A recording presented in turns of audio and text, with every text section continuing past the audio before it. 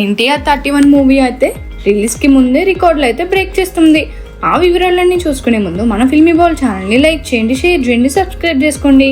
Hello movie lovers, టాలీవుడ్లో సంచలనం సృష్టిస్తున్న భారీ చిత్రం ఎన్టీఆర్ 31 ఇప్పుడు ఇండస్ట్రీలో హాట్ టాపిక్గా మారింది.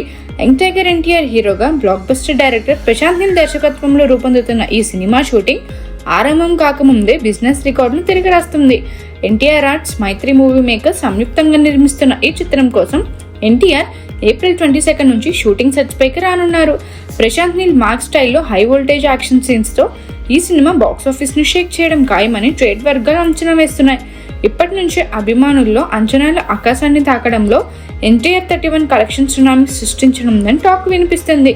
ప్రశాంత్ నీల్ గత చిత్రాలైన కేజీఎఫ్ సిరీస్, సలార్లో చూపించిన యాక్షన్ గ్రాండ్నెస్ను దృష్టిలో ఉంచుకుంటే ఈ సినిమా కూడా అదే స్థాయిలో ఉంటుందని అంతా భావిస్తున్నారు. ఎన్టీఆర్ యాక్టింగ్ ప్రతిభ, డైనమిక్ స్క్రీన్ ప్రెజెన్స్తో పాటు ప్రశాంత్ నీల్ విజన్ కలిస్తే ఈ సినిమా టాలీవుడ్లో కొత్త బెంచ్ మార్క్ సెట్ చేస్తుందని అభిమానులు ఆశిస్తున్నారు.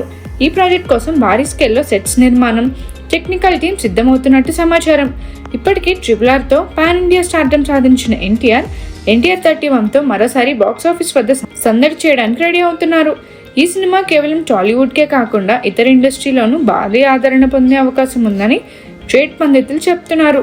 షూటింగ్ మొదలైన తర్వాత మరిన్ని అప్డేట్స్, ఫస్ట్ లుక్ కోసం అభిమానులు ఆసక్తిగా ఎదురుచూస్తున్నారు. తాజా సమాచారం ప్రకారం ఈ చిత్రం US రైట్స్ ఏకంగా 50 కోట్ల డీల్ అయినట్టు తెలుస్తుంది.